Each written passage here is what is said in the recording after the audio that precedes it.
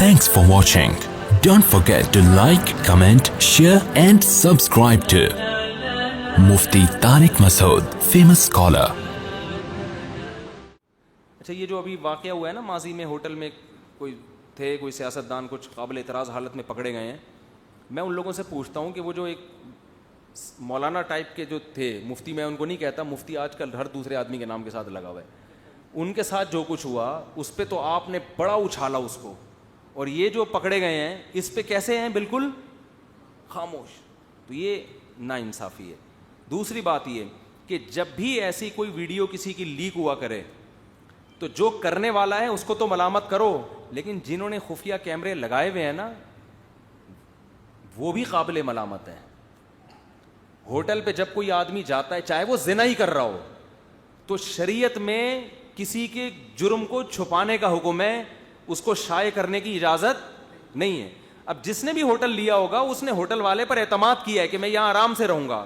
Hotel والے کو کس نے اجازت دی ہے کہ وہاں کیمرہ لگا کے لوگوں کی پرائیویسی میں جو ہے وہ مطلع ہو؟ عبداللہ بن مسعود رضی اللہ تعالیٰ عنہ کے پاس 4 آدمی آئے, انہوں نے کہا کہ ہم نے فلاں کو زنا کرتے ہوئے دیکھا ہے. انہوں نے حکم دیا اس کو زانی کو کوڑے لگائے جائیں, لیکن آپ نے ان گواہوں کو بھی ملامت کی. فرمایا تم نے ایک آدمی کو دنیا میں ذلیل کر دیا, کتنا اچھا ہوتا کہ تم اس کے جرم پہ پردہ ڈال دیتے. حالانکہ وہ شرعی 4 گواہ تھے جن کو اجازت ہے, جبکہ 4 گواہ اگر نہ ہوں تو اسلام میں اجازت نہیں ہے کہ آپ کسی کے جرم کو ہائی لائٹ کریں, دنیا میں پھیلائیں, چاہے کوئی بھی ہو. تو یہ ہوٹل والوں کا اور جو خفیہ کیمرہ نصب کرتے ہیں وہ بھی دودھ کے دھلے ہوئے نہیں ہیں. میں کہتا ہوں جتنی ملامت اس مجرم کو کرنی چاہیے اتنی ہی ملامت ان لوگوں کو بھی کرنی چاہیے جو کسی کے چھپے ہوئے گناہ کو ہائی لائٹ کرتے ہیں.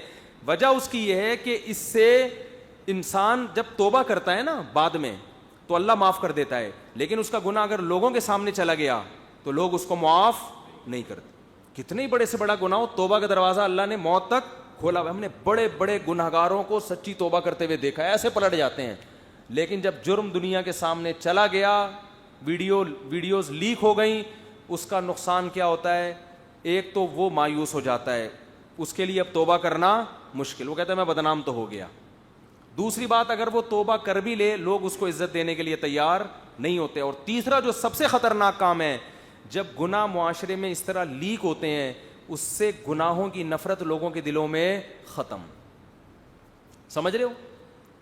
زنا تو بہت بڑا جرم ہے نا, آپ نے کسی کی زنا کی ویڈیو لیک کر دی, اس سے کچھ وقت تو یہ ہوگا کہ یار یہ غلط ہے, یہ دیکھو کتنا برا آدمی, آہستہ آہستہ لوگ کہیں گے کہ یار فلاں کی بھی تو ہوئی تھی نا, اس کا مطلب فلاں نے بھی کیا تو ہم نے کر لیا تو کیا ہو گیا. تو یہ تو نجی معاملہ ہے, کوئی بھی کر سکتا ہے.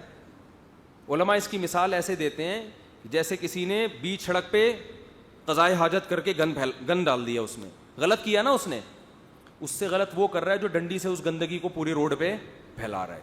تو گناہ کی خبر جو شائع کرنے والا یا کسی کی پرائیویسی پر مطلع ہو کے خفیہ کیمرے لگا کے جو مطلع ہو کے اس گناہ کو پھیلانے کا ذریعہ بنتے ہیں وہ اس گناہ کرنے والے سے زیادہ بڑے مجرم ہیں.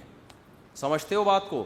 تو اسلام میں زنا جیسی سزا پہ 4 گواہ, اور ان 4 کو بھی حکم دیا ہے کہ بہتر یہی ہے کہ کیا کرو, چھپا دو اس, اور 4 سے کم ہے تو پھر تو اجازت ہی نہیں ہے. تو یہ ہمارے ملک میں ایک عجیب حساب کتاب ہو گیا ہے, یہ دوسرے ملکوں میں ہوتا تو پتہ نہیں کتنی بڑی سزا مل جاتی ہے ان کو. تو لوگ کر رہے ہیں آج کل, میں نے دیکھا ہے کہ وہ گلیوں میں لگا کے, ایک تو گلی میں کیمرہ سیکیورٹی کے لیے ہوتا ہے, چلو گلی تو ایسی چیز ہے وہ تو کھلی بھی ہے نا. کچھ دن پہلے میرے سامنے کیس آیا کہ ایک آدمی کا دوسرے سے جھگڑا چل رہا تھا, اس کے اپنے روم میں اس خفیہ کیمرہ لگا دیا اس نے, پرائیویٹ روم میں. اب اس نے کوئی غلط کاریاں کی ہوں گی, چھپ کے کہیں گناہ کیا ہوگا, وہ کیا ہے کہ وہ پھر خفیہ کیمرہ لگا کے اس کی وہ ثبوت اپنے پاس, حالانکہ گناہ ہے مگر ہے تو نجی معاملہ نا, یعنی کوئی کسی انسان پہ ظلم تو نہیں کر رہا نا, غلط کر رہا ہے, کوئی فحش ویڈیو دیکھ رہا ہے فار ایگزامپل انٹرنیٹ پر بیٹھ کے, یا اور کچھ کر رہا ہے, تو اللہ و بندے کا معاملہ ہے نا. آپ کو تو چاہیے آپ محبت سے سمجھائیں یار یہ غلط ہے.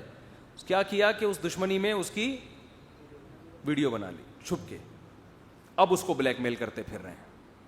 تو وہ بیچارہ جس نے جرم کیا تھا وہ میرے پاس آیا, کہا یار یہ تو میں ذلیل ہو گیا ہوں یعنی. تو میں نے کہا خیر تم نے بھی کوئی اچھا کام نہیں کیا, لوگ تو آتے ہیں پھر اپنے دکھڑے سنا رہے ہوتے ہیں, لیکن اس نے جو کیا ہے وہ تمہارے سے بھی زیادہ برا کیا ہے. تو اتنا کسی کے گناہوں سے پردہ ہٹاؤ جتنا چاہتے ہو کہ میرے گناہ پر پردہ رہے. جتنا اپنا چھپانا چاہتے ہو نا, ہر آدمی چاہتا ہے کہ میری پرائیویسی پر دوسرے مطلع, میں نے اگر گناہ کیا بھی ہے تو چھپا رہے, تو دوسروں کے گناہوں پر بھی کیا کرنا چاہیے. نبی نے فرمایا, حدیث کا مفہوم ہے, جو دوسروں کے گناہوں سے پردے اٹھاتا ہے قیامت کے دن اللہ اس کے گناہوں سے بھی پردے اٹھائے گا.